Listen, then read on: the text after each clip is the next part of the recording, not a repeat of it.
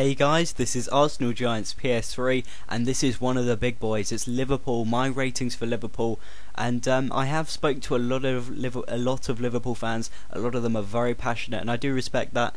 Liverpool are a club with extremely passionate fans, and I think this one will be relatively interesting, and I'll try to be as non-biased as possible. I have again spoken to a lot of Liverpool fans and used my own opinions, and this is what I've come up with. This is my Liverpool rating team. Now first off, we're going to go Pepe Reina. Reina is a very good goalkeeper, as I'm sure many of you will know, but he is super erratic. He does, unfortunately, that erratic, very flamboyant goalkeeping style, pardon me, does make him kind of make a couple of mistakes every now and again, which is a side effect. But I mean, he is again still one of the better keepers in the Premier League. He does pull off those saves when you just think, what the how the hell has he saved that? He does pull off these incredible saves, and that's why I think he definitely deserves an 84. It's one of the better ratings in the Premier League. He is one of the better goalkeepers, and it is a credit to the Spanish national team that this guy does not start for them. I'm a big fan of Pepe Reina. He does make mistakes, but he is a very, very good goalkeeper and a very fun goalkeeper to watch as well. Next up, we have Johnson. Now, Johnson had a pretty damn impressive Euro 2012 and a pretty damn impressive season last season.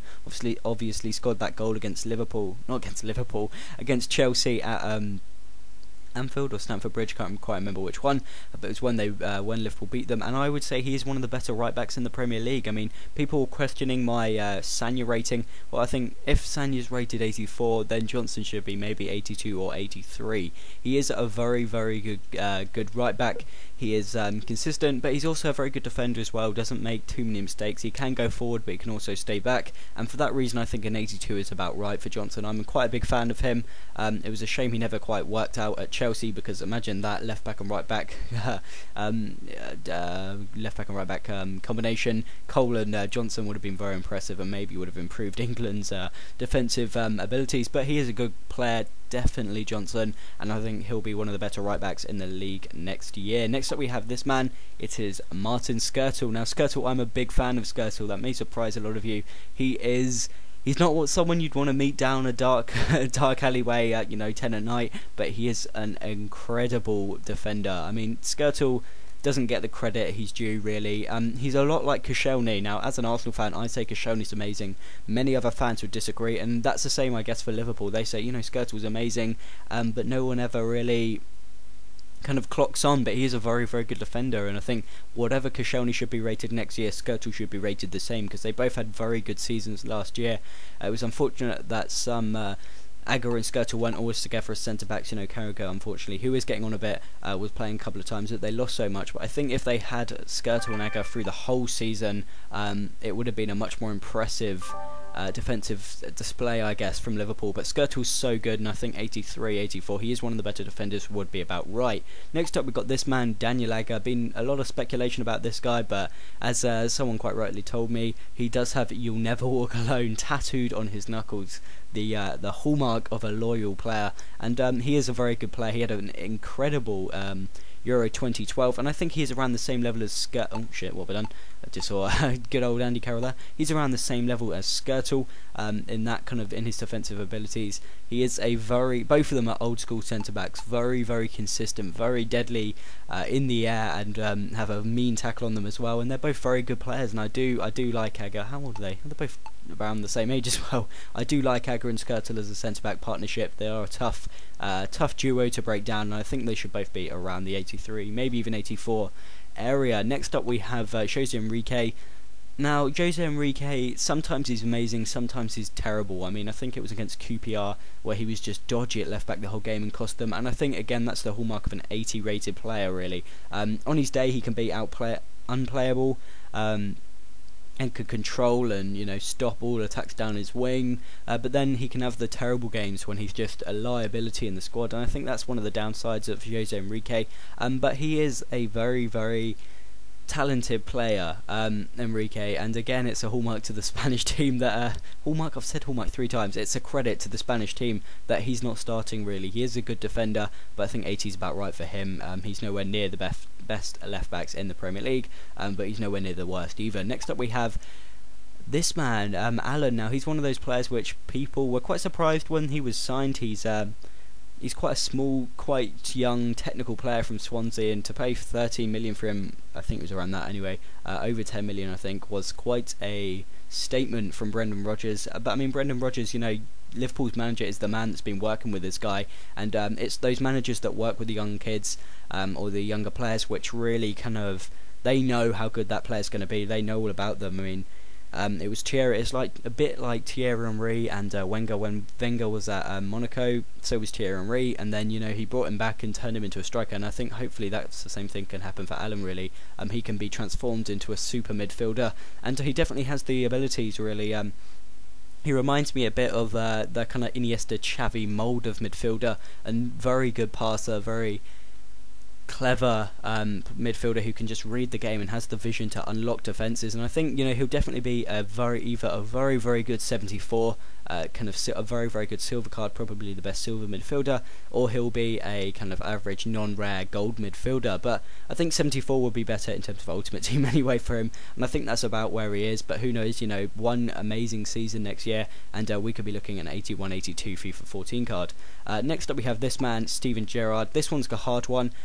He had a tough season again last season, but he did obviously have that sensational game against Everton when he scored when he scored a hat-trick, and he's a superb player, Steven Gerrard. I have a lot of time for Steven Gerrard. I think a lot of people do, even Man United fans. He was sensational for England again, ran that midfield, and he is one of the best midfielders ever to play the game and ever to play in the Premier League, really, and even at this point in time he's a very good midfielder.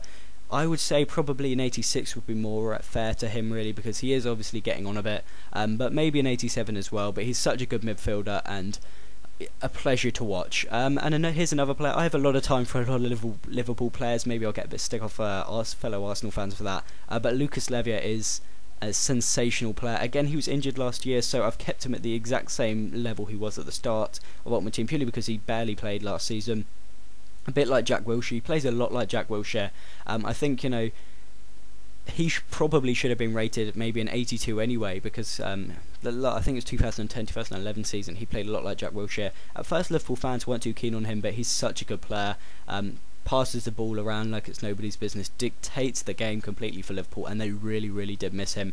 Henderson has just got nothing, absolutely nothing on him. Henderson is nowhere near as good as Lucas Levia, and it will be a delight to see him back in the Premier League. Next up is Downing. Obviously Downing, I had to be cautious giving him any ranking, and he had a woeful season last year, failed to score, failed to get an assist, but he did score recently against I think it was the Belarusian team, FC Gomel, can't remember, but he did definitely score recently, so I haven't been too harsh on him. I think a 79 is fair enough for a man that didn't manage to score or get an assist, but he is a good player.